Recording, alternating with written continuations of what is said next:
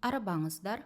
Эгерде сиз дайыма өзүңүздү башкалар менен салыштырып, жана өзүңүздү мен татыктуу эмесмин же орусча неполноценная сезип жүрсөңүздөр, анда бул видео сиз үчүн. Менин атым Раушан, мен психологмун. Бүгүн биз бул мен татыктуу эмесмин сезимди жана анын кайдан келип чыкканы тууралуу сүйлөшөбүз. Татыктуу эмесмин деген эмне? Бул өзүнө болгон тынымсыз жана терең нааразычылык сезими. Бул мен дайыма максаттарыма жетүүгө аракет кылам, бирок эч качан толук жете албайм деген сезими. Ичимде чексиз жетишкендиликти талап кылган бир боштук бар. Ал боштук көп ийгиликти, көп акчаны, көп авторитетти, көп акылды талап жатат жана башкалар менен тынымсыз салыштырат.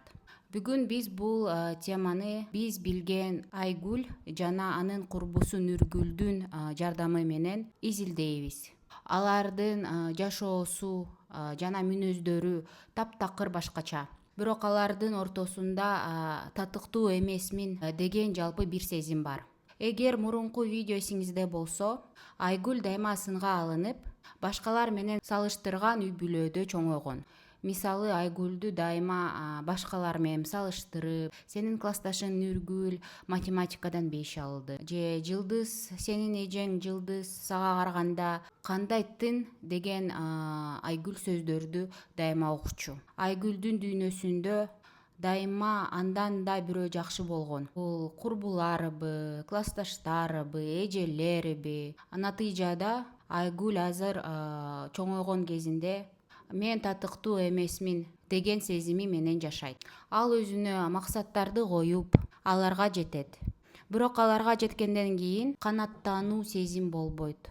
Андан да жакшыраак кыла алам деген ойлор пайда болот. Ал өзүн башкалар менен дайыма салыштырат. Ал адамдардын мактоосуна ырзыгысы келип, эч кимде ичиндеги татыктуу эмесмин деген сезимин көрсөтпөөгө умтулат. Айгүл дал ушул чыңалуу менен жашайт. Ал эми Нургүлчү? Ал ата энесинин сүйүктүү кызы болуп чоңойгон. Алар ага дайыма сен эң мыктысың, сен эң таланттуусуң, сен көп нерселерге жетишесиң деп айтышчу. Бирок кайдадыр бир себептерден улам биздин сүйүүдө чоңойгон Нургүлдө да мен татыктуу эмесмин деген сезим пайда болот. Нургүл бир эле кызматта, бир эле жумушта көптөн бери иштеп келет. Анткени ал ар кандай сындоодон же атандыштыктан коркот. Нургүл өзүн өзү чектөөчү жүрүм-турумду калыптандырып, сындоого байланыштуу ар кандай тынчсыздануу сезиминен качат. Эмне үчүн Айгүлдүн жана Нургүлдүн мен татыктуу эмесмин сезими пайда болду? Макул, Айгүл менен аздыр көптүр баары түшүнүктүү. Бирок Нургүлчү? Нургүл эң сонун шарттарда чоңойгон эле. Мындан улам биз эки кыз өздөрүн өзүн дайыма башка бирөөлөр менен салыштырып жатканын билебиз. Бирок чынында алар өздөрүн айланасындагылар менен эмес, эч качан көрбөгөн бирөө менен салыштырышат. Бирок ага алар эч качан тең келбейт. Анткени ал алардын эго идеалы.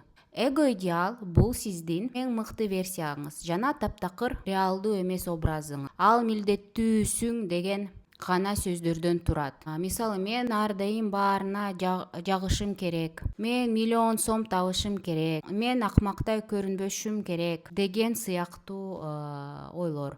Ар бир адамдын өзгөчө милдеттүүсүң деген сөздөрү болот жана кээ бирлери үстөмдүк кылат. Эго идеал кантип калыптанат? Алгач ал үй бүлөдөн, андан кийин мектептен, университеттен жана бойго жеткенде калыптанат. Сиз аны тынымсыз өркүндөтөсүз. Бирок анын пайдубалы балалыкта калыптанат.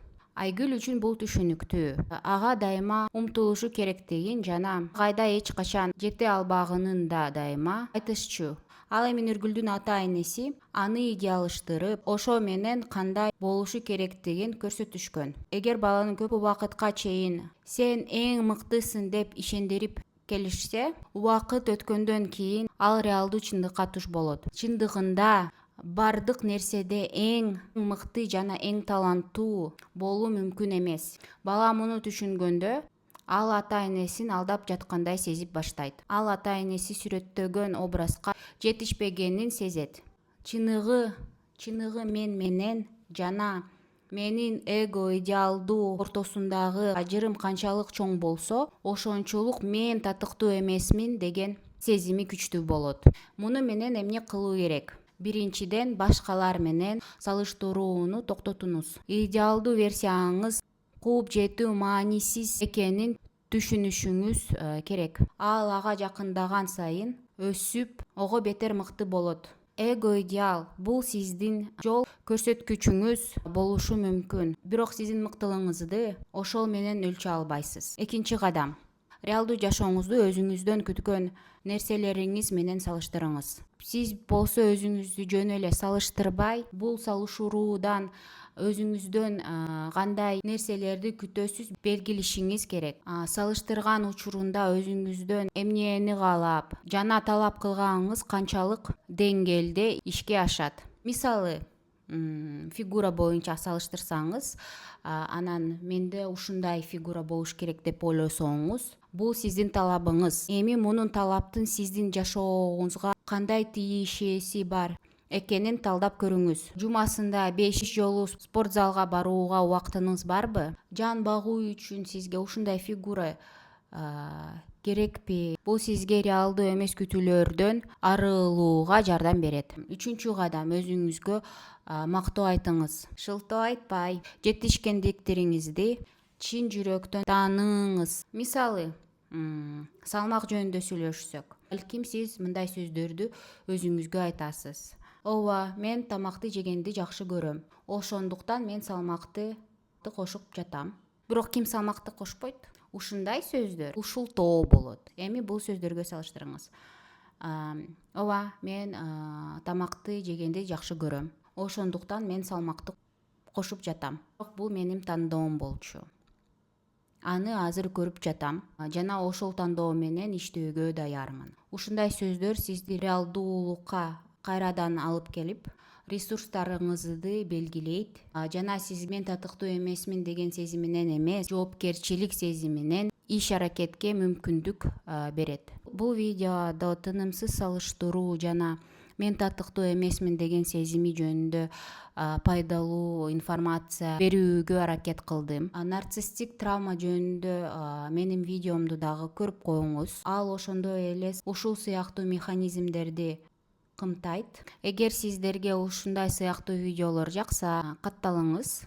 Же сиз ушул тема тереңирээк изилдегиңиз келсе, профилимдеги шилтеме аркылуу консультацияга жазылыңыз. Көрүшкөнчө.